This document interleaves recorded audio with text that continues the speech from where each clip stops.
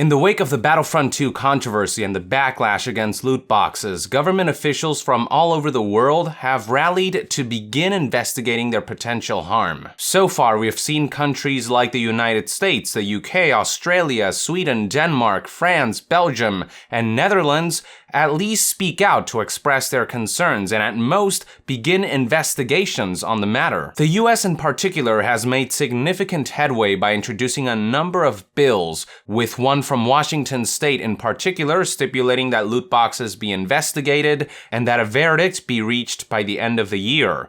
More recently, we saw South Korea sue game companies like Nexon for misleading players through their implementation of loot boxes, while hinting that they'll strive towards legally regulating these kinds of mechanisms. And now the next country to make significant headway is Netherlands, who have been investigating loot boxes since as far back as November 2017, and recently declared certain types of loot boxes as gambling. The following information comes from Dutch news outlet NOS, who reported the recent development via an article published today on April 19, 2018. Now, the article is unfortunately in Dutch, but Google does seem to do a pretty good job in translating the information, so I'll be using that for today's video.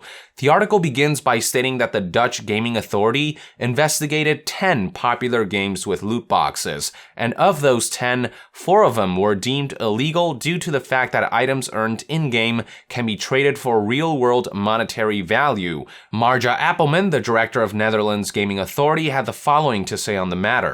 They are designed as gambling games are designed, with the feeling that you have almost won. There are all sorts of sound effects and visual effects when you open such a loot box, so you have a tendency to play through and through.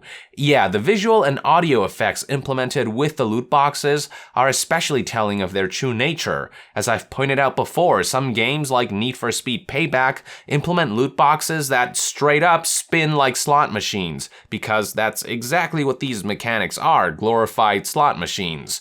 The article then proceeds by stating that the Gaming Authority has given the game makers of the 4 games 8 weeks to adjust their games, and that if this is not done, then regulators will not only impose fines, but also prohibit their sale. As for what these 4 games are, the Gaming Authority has decided not to disclose the names of the games that violate the rules, though if they aren't modified by the specified deadline, they will be publicly announced. The news outlet did, however, single out games like FIFA 18, Dota 2, PUBG, and Rocket League as potential candidates, and if you ask me, I would add CSGO to that list as well. As for the other 6 games, because the prizes from the loot boxes can't be traded for real money, they did not violate gambling law, though the Gaming Authority did criticize these games and still call them out for being akin to gambling with a roulette. The article then talks about how young people are especially susceptible to this stuff, as their brains are still developing, increasing the chances of being afflicted with gambling addiction. Which is why the Gaming Authority concluded that game makers do nothing to protect youngsters against themselves, with Appelman chiming in by stating, quote, "I call on all game companies not to make loot boxes accessible to children anymore and to remove addictive elements." The article then concludes with one more excerpt that reads, "Research into loot boxes is also being carried out in other European countries. This is the subject that gambling authorities across Europe are talking about," says Appelman, "from Scandinavia, Germany to Great Britain. The Gaming Authority wants to go along with European colleagues to counter the lottery boxes." One last thing I'd like to show you are a few excerpts from a document summarizing Netherlands' findings on their loot box research, one of which states the following. The study revealed that 4 of the 10 loot boxes that were studied contravene the law. The reason is that the content of these loot boxes is determined by chance and that the prizes to be won can be traded outside of the game. The prizes have a market value. Offering these types of games of chance to Dutch consumers without a license is prohibited. The analyses that are currently available indicate that all of the loot boxes that were studied could be addictive. Loot boxes are similar to gambling games such as slot machines machines and roulette in terms of design and mechanisms.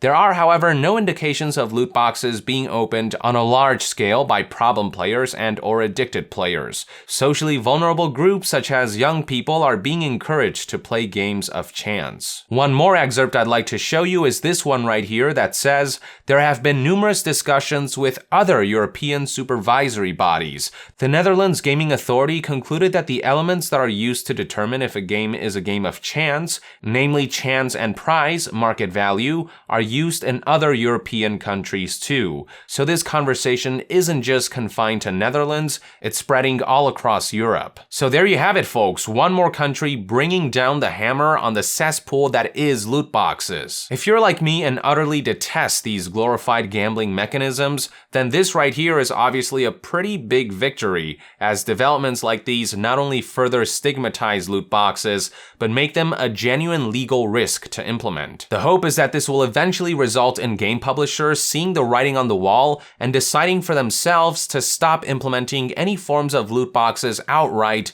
before they get into real trouble. Fortunately, we are already seeing signs of game companies retreating for the moment, with games like Battlefront 2 and Shadow of War having removed paid loot boxes outright, and there are rumblings that many other developers are rethinking their plans for monetization schemes. At this rate, it honestly feels like they'll eventually have no choice but to give up on the notion of loot boxes as more and more countries begin to raise awareness and take legal measures to ensure that game companies begin acting responsibly moving forward. Thus, the snowball keeps rolling and growing, folks, and I for one couldn't be happier with the results. With that, I would like to end this news update. Thank you for tuning in. If you enjoy my content, consider supporting me on Patreon. It is completely optional, but donating even as little as $1 a month will go a long way in helping maintain this channel. And to be further updated on all things gaming news, reviews, and discussions, stay tuned right here on Yong Yeah.